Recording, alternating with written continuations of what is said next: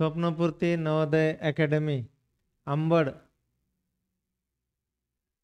स्वप्नपूर्ती Navodaya academy अंबडच्या YouTube चॅनलमध्ये सर्वांचे पुन्हा एकदा स्वागत करतो। आजच्या तासिकेमध्ये आपण थोडी जनरल चर्चा करणार आहोत। नवोदय प्रवेश परीक्षेमध्ये यशस्वी कसे व्हावे याबद्दल थोडीशी चर्चा करणार आहोत आपण। तर नवोदय प्रवेश परीक्षा इयत्ता 5वी आणि इयत्ता 8वी मध्ये घेतली जाते, परंतु साधारणतः इयत्ता 5वी मध्ये जास्तीत जास्त जागा या परीक्षेसाठी असतात। त्यामुळे 5वी मध्ये जर विद्यार्थी सिलेक्ट झाला तर त्या ठिकाणी त्याचा जास्त फायदा यामध्ये होतो। तर या परीक्षेविषयी हिचं स्वरूप, या ठिकाणी पेपर कसा सोडवावा, त्यामध्ये कोणते विषय समाविष्ट असतात याची थोडक्यात माहिती आपण या तासिकेमध्ये घेऊयात।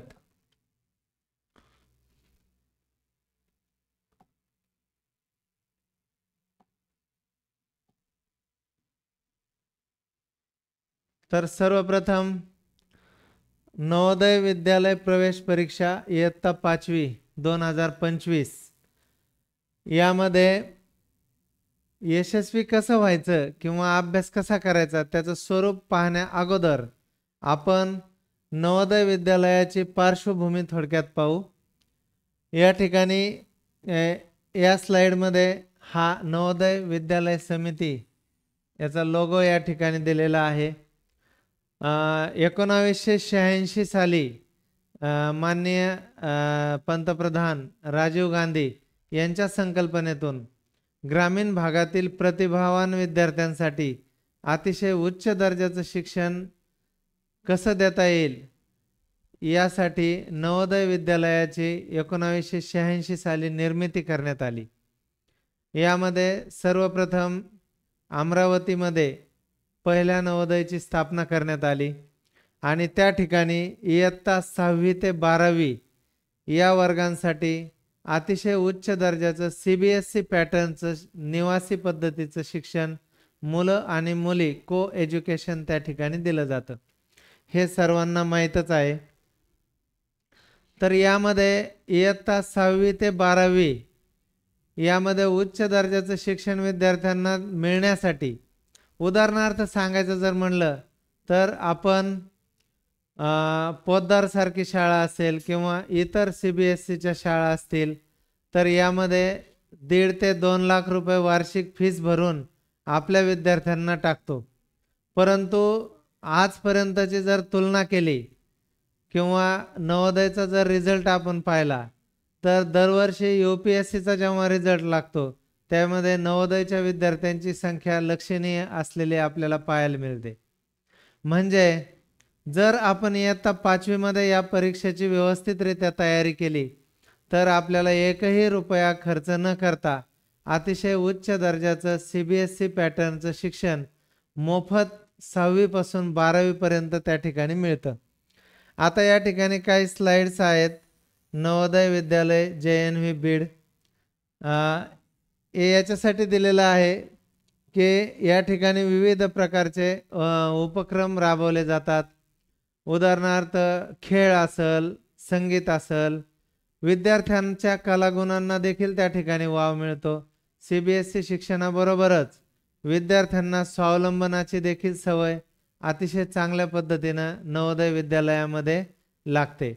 यामध्ये सकाळी 5 वाजल्यापासून विद्यार्थ्यांची रूटीन सुरू होते आणि सकाळचा व्यायामाचा पिरियड झाल्यानंतर 7 ते 1 वाजेपर्यंत त्यांचं टीचिंग असतं। त्यामध्ये 9 वाजता नाश्ता मिळतो, 1 नंतर जेवण, 4 वाजता परत चहा, संध्याकाळी परत 8 वाजता जेवण। यामध्ये 2 वेळेस 1.5 तासाची स्टडी त्या ठिकाणी शिक्षकांच्या निगराणीखाली विद्यार्थ्यांकडून अभ्यास करून घेतला जातो।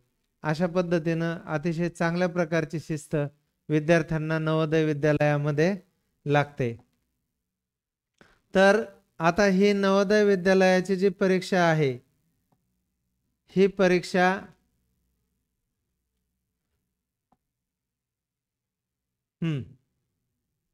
याची परीक्षा पद्धती नेमकी कशी असते हे थोडक्यात सांगतो.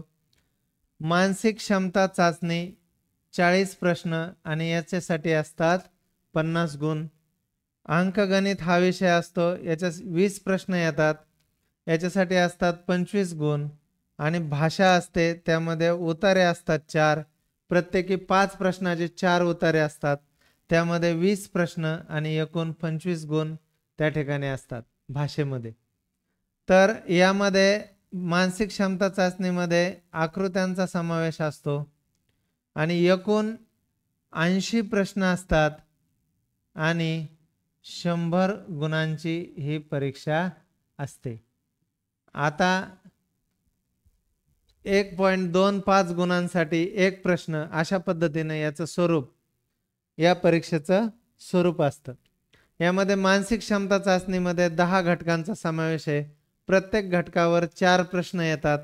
असे एकूण 40 प्रश्न 50 गुणांसाठी येतात.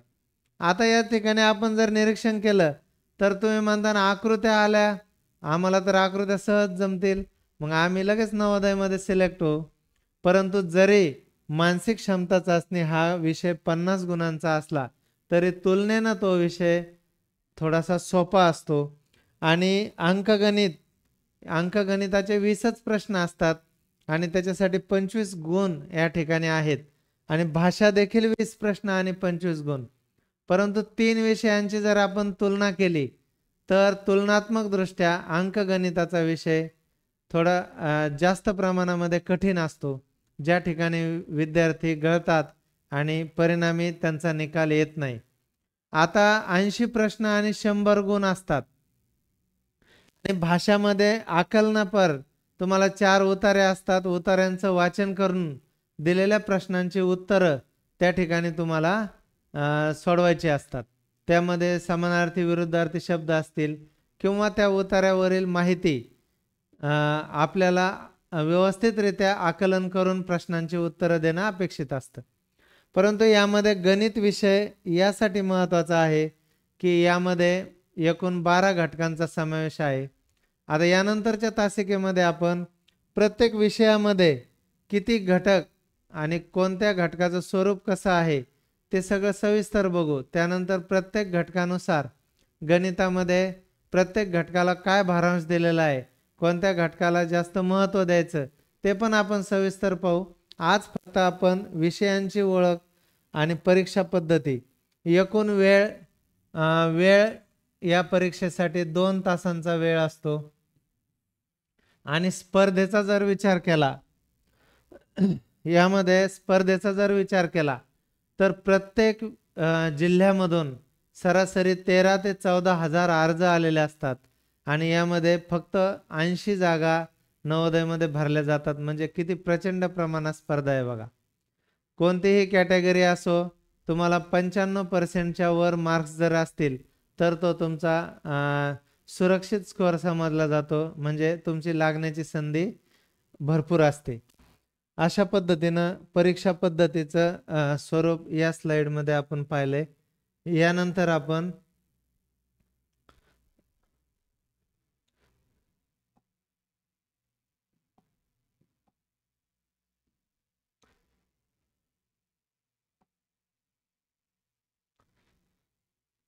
आता तयारी कशी करावी, मानसिक क्षमता चाचणी, अंकगणित आणि भाषा, याच्याबद्दल 2 मिनिटात माहिती सांगतो. नंतर एक विषय आपण सविस्तर विश्लेषण करू. त्यानंतर मानसिक क्षमता चाचणी हा तुलनेनं कमी वेळ दिला थोडा तरी पण आपण पैकीच्या पैकी मार्क या विषयात मिळवू शकतो. अंकगणितासाठी जे 12 घटक आहेत त्याला मात्र आपल्याला प्रचंड सराव करावा लागेल, भरपूर उदाहरणं सोडवावी लागतील, तरच तुम्हाला परीक्षेमध्ये अतिशय चांगल्या पद्धतीने तुम्ही त्याचे उदाहरणं सोडू शकता. आणि भाषा जे आहे, उतारे आपल्याला जरी वाटत असलं की फार सोपे आहेत, परंतु मागच्या 2-3 वर्षामध्ये जर पाहिलं तर त्यामध्ये समानार्थी शब्द, विरुद्धार्थी शब्द, व्याकरणाचा भाग, शब्दांच्या जाती यावर थोडा जास्त भर दिलेला आपल्याला आढळून येतो.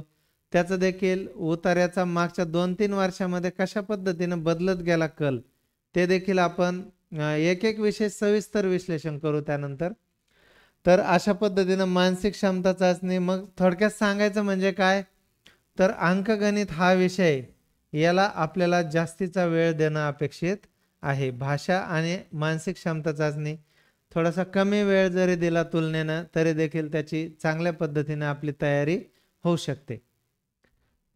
त्यानंतर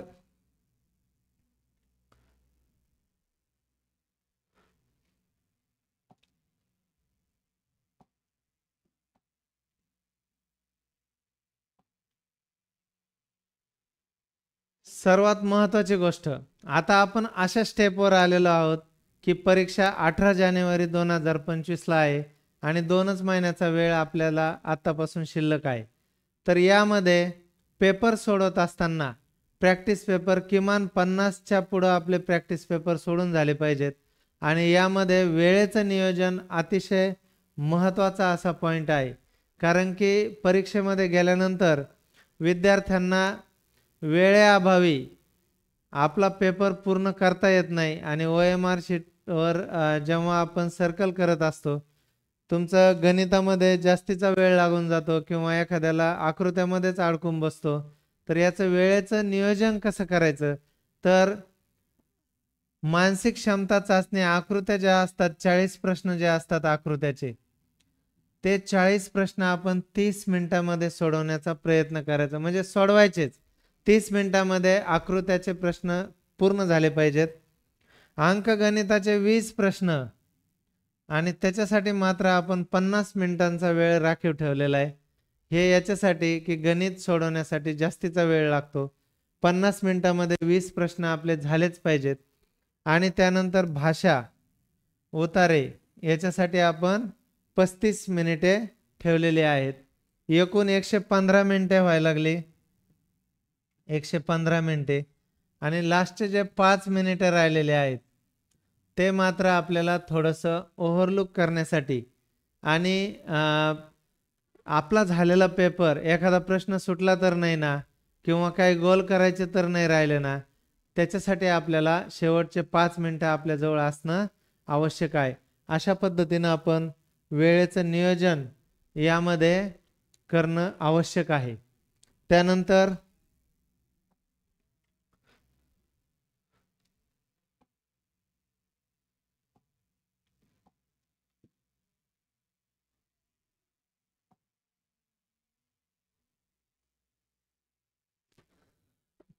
सर्वात महत्त्वाचा मुद्दा, पेपर सोडवत असताना वेळेच्या नियोजनाबद्दल जेव्हा आपण पाहिलं, त्यामध्ये अजून एक गोष्ट ॲड करायची राहिली की आपण समजा पहिला प्रश्न सोडवत आहोत, पहिला प्रश्न सोडून झाला की लगेच त्याचं गोल करायचं, दुसरा प्रश्न सोडून झाला लगेच त्याचं गोल करायचं. काही विद्यार्थी काय करतात, प्रश्नपत्रिकेवर टिक मार्क करून ठेवतात आणि शेवटी सगळे एकत्र गोल करण्याचा विचार करतात. त्यामध्ये गोल खालीवर होऊन तुम्हाला अडचण येऊ शकते. त्यामुळं प्रत्येक प्रश्न सोडवला त्याचं उत्तर लगेच कन्फर्म करायचं, प्रश्न व्यवस्थित वाचायचा, प्रश्न पूर्ण वाचायचा, अर्धवट प्रश्न वाचून निष्कर्ष काढायचा नाही. आणि यामध्ये सर्वात महत्त्वाची गोष्ट सांगायची म्हणजे, यानंतर आपण प्रत्येक विषय वाईज विश्लेषण त्याचं घेऊ चॅप्टरचं, प्लस त्यामध्ये त्याचं नियोजन या राहिलेल्या 2 महिन्यात कसं करायचं आणि पेपरमध्ये ते कशा पद्धतीने सोडवायचं. स्वतंत्र एक एक विषय आपण विश्लेषण करू आणि मागच्या 4 वर्षामध्ये उतार्यामध्ये कसा बदल होत गेला याच्याकडे मात्र चांगलं लक्ष देऊ. आणि गणितात देखील अभ्यासक्रमात काय बदल झाला त्याचं देखील चॅप्टर वाईज विश्लेषण घेऊ, त्याचं वेटेज घेऊ, प्रत्येक चॅप्टरला किती भारांश दिलेला आहे. आता अजून एक महत्त्वाचा मुद्दा सांगायला आम्हाला आनंद होत आहे की दिनांक 1 डिसेंबर ते 15 जानेवारी 2025 पर्यंत स्वप्नपूर्ती नवोदय अकॅडमीचे 20 सराव पेपर विश्लेषणासह आपण घेणार आहोत. आणि यामध्ये हे जे 20 सराव पेपर आहे ते आम्ही स्वतः आपल्या अनुभवातून आणि स्वलिखित हे पेपर आहेत. त्यामुळे या पेपरचा आपण नक्कीच त्या ठिकाणी सर्वांनी फायदा घ्यावा. त्यासाठी दररोज पेपर तर होणारच आहेत, त्याचं विश्लेषणही होईल आणि त्याबरोबर गणित आणि भाषा, मानसिक क्षमता चाचणी याचं चॅप्टर वाईज रिव्हिजनसुद्धा आपलं चालू आहे. आतापर्यंत आपण कोणाचे प्रकार आणि डाटा ॲनालिसिसचं विश्लेषण घेतलेलं आहे। यानंतर उद्यापासून आपण पहिल्या चॅप्टरपासून प्रत्येक पॉईंट सविस्तर घेणार आहोत, त्या घटक वाईज टेस्ट देखील घेणार आहोत आणि त्याचं देखील विश्लेषण घेऊ। त्यासाठी यूट्यूब चॅनल स्वप्नपूर्ती नवोदय हे स्वप्नपूर्ती नवोदय अकॅडमीचं यूट्यूब चॅनल आहे, ते जॉईन करा आणि सोबतच त्या चॅनलसोबतच आपण व्हॉट्सॲप ग्रुपची लिंकसुद्धा पाठवत आहोत, ते सर्वांनी जॉईन करावे, जेणेकरून तुम्हाला 20 सराव पेपर त्या ठिकाणी PDF मध्ये मिळतील आणि थोड्याच दिवसात स्वप्नपूर्ती नवोदय अकॅडमीचं ॲप देखील येणार आहे आणि हे जे 20 सराव पेपर आहेत ते आपण त्या ॲपवरच त्याचा सराव घेणार आहोत। तर अधिक माहितीसाठी सर्वांनी या खालील नंबरवर संपर्क करा आणि यूट्यूब चॅनल सतत पाहत राहा आणि या ठिकाणी यूट्यूब चॅनलमध्ये आलेले व्हिडिओ सबस्क्राईब करत राहा, जेणेकरून तुम्हाला पुढची सर्व माहिती मिळत राहील। धन्यवाद।